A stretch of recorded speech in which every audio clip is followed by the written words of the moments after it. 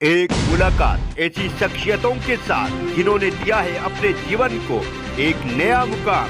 रूबरू कराएंगे ऐसी कुछ हस्तियों के साथ एक खास शख्सियत के साथ मुलाकात जयदेव पटेल के साथ नंबर 1 इंडिया न्यूज पर।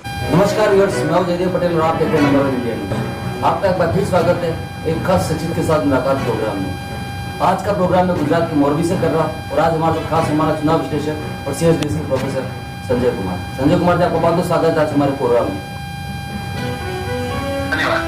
संजय कुमार जी, आपसे मेरा पहला सवाल है, दिल्ली के एमसीडी चुनाव को लेकर आपका आकलन क्या कहता है? क्योंकि सभी पार्टियां चुनाव प्रचार में बिल्कुल जुड़ चुकी है और कहीं न कहीं अब थोड़ा सा लग रहा है कि बीजेपी अभी भी आगे है।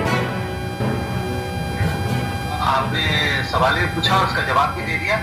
मुझे लगता है कि 3 पार्टियां चुनावी मैदान में है। आम आदमी पार्टी है, बीजेपी है और कांग्रेस है। त्रिकोणीय मुकाबला हो रहा है। ये जरूर है कि अगर पिछले चुनाव को देखें तो उसके नजरिए से तो लगता है बीजेपी बहुत मजबूत पार्टी है, लेकिन हमें ये नहीं भूलना चाहिए कि आम आदमी पार्टी ने हाल ही में 2020 में जबरदस्त जीत हासिल की थी दिल्ली के असेंबली में। कांग्रेस कुछ अच्छा प्रदर्शन नहीं कर पाई है, लेकिन आम आदमी पार्टी और कांग्रेस और बीजेपी दोनों बड़ी मजबूत पार्टियों के रूप में एमसीडी का चुनाव लड़ रही है। ये कह पाना तो बड़ा मुश्किल है कि आगे कौन है, लेकिन हाँ, संघर्ष जारी है। तीनों पार्टियां चुनावी मैदान में है और कहीं न कहीं ऐसा लगता है कि बाइपोलर कंटेस्ट है बीजेपी और आम आदमी पार्टी। संजय कुमार जी, दिल्ली एमसीडी का चुनाव आम आदमी पार्टी और बीजेपी के लिए नाक की लड़ाई क्यों बन गई? अब देखिए, बीजेपी के लिए नाक की लड़ाई इसलिए के लिए है क्योंकि बीजेपी 15 साल से एमसीडी पर ताबीज है, एमसीडी उनके कब्जे में है और एमसीडी पर उनकी सरकार बनी हुई है। तो उनके लिए जरूरी है कि एक जो मिथ बनता जा रहा है कि दिल्ली में आम आदमी पार्टी की पकड़ बड़ी मजबूत है, तो अगर बीजेपी हार जाती है तो बीजेपी को करारा झटका लगेगा। करारा झटका उस सेंस में कि एक जो परसेप्शन है कि भाई आम आदमी पार्टी दिल्ली पर आम आदमी पार्टी का कब्जा है, उनका वर्चस्व है। तो इस मिथ को ब्रेक करने के लिए जरूरी है कि बीजेपी चुनाव जीते। दूसरी ओर आम आदमी पार्टी के लिए जरूरी है कि 15 साल से जो बीजेपी एमसीडी पर अपना दबदबा बनाए हुए है, तो आम आदमी पार्टी के लिए जरूरी हो गया कि एमसीडी का चुनाव जीते, जिससे ये साबित कर सके कि दिल्ली की सरकार ने इतना अच्छा काम किया है कि लोग अब सिर्फ विधानसभा में नहीं बल्कि एमसीडी के चुनाव में भी आम आदमी पार्टी को ही प्रेफर करती है। इसी के लिए मुझे लगता है कि जो चुनावी मैदान में दोनों पार्टियों के लिए प्रेस्टीज इशू बना हुआ है। संजय कुमार जी, इस बार दिल्ली एमसीडी के चुनाव को लेकर सभी राजनीतिक पार्टियां जो है जोर शोर से अपना चुनाव प्रचार कर रही है, तो इस बार दिल्ली एमसीडी चुनाव इतना जरूरी क्यों हो गया सभी पार्टियों के लिए? देखिए, जरूरी इसी के लिए हो गया कि बीजेपी ने रणनीति बड़े स्पष्ट है। वो किसी चुनाव को हल्के में नहीं, चाहे एमसीडी का चुनाव हो, चाहे पंचायत का चुनाव हो, चाहे लोकसभा का चुनाव हो, उनका अपना तरीका है चुनाव लड़ने का और उनका तरीका बड़ा स्पष्ट है।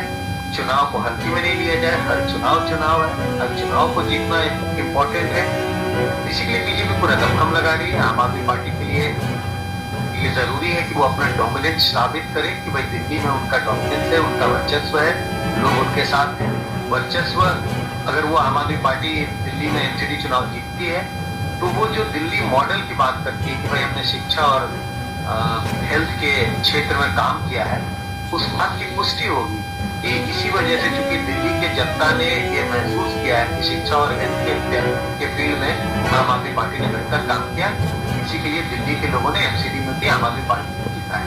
इस वजह से दोनों पार्टियों में टक्कर दिखाई पड़ रही है। दोनों पार्टियों को बोल रही है कि एमसीडी का चुनाव हम जीते। संजय कुमार जी, आपसे मेरा क्लोजिंग क्वेश्चन है कि इस बार दिल्ली एमसीडी चुनाव में कौन आगे है? बीजेपी की हाई प्रोफाइल कैंपेन या फिर आम आदमी पार्टी के संयोजक केजरीवाल की चुनावी वादे? कह पाना बड़ा मुश्किल है। ये तो चुनाव के नतीजे बताएंगे जब 7 दिसंबर को चुनाव के नतीजे आएंगे। लेकिन मुझे लगता है दोनों पार्टियां अपना अपना दाव खेल रही है। एक तरफ बीजेपी इसको एक राष्ट्रीय स्तर पे चुनाव के तरह बदलने की कोशिश कर रही है, राष्ट्रीय मुद्दों को सामने लाया जा रहा है, लेकिन जो लोकल मुद्दे उसको बिल्कुल नजरअंदाज नहीं कर रही। लेकिन अगर आम आदमी पार्टी के कैंपेन को देखें तो आम आदमी पार्टी ने सारा का सारा फोकस दिल्ली 2003 में जो उन्होंने काम किया है, दिल्ली सरकार ने जो काम किया है, फिर मैं दोहराऊंगा, शिक्षा के क्षेत्र में स्कूलों की हालत उन्होंने अच्छी की है।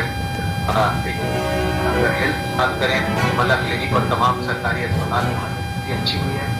सड़कों की बात करें और तमाम जो सुविधाएं उन्होंने आम जनता तक पहुंचाई, तो इसका दावा आम आदमी पार्टी ठोक रही है और इस दावे पे ही वो एमसीडी के चुनाव में अपनी दावेदारी कर रहे हैं। अब दोनों के चुनाव कैंपेन का जो नजरिया है वो बिल्कुल अलग है।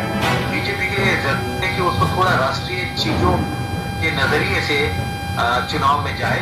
प्रधानमंत्री मोदी की छवि और इन सब चीजों की चर्चा होगी। इसी के लिए दोनों पार्टियों का जो है अपना चुनाव प्रचार का जो नजरिया है बहुत अलग दिखाई पड़ता है। अब वोटरों के मन में कौन सी बात ज्यादा बैठ पाती है या कौन सा क्या चीजें अट्रैक्ट करती है, वो आने वाला समय है। संजय कुमार जी, आपने नंबर इंडियन की समझ निकाला, उससे आपको बहुत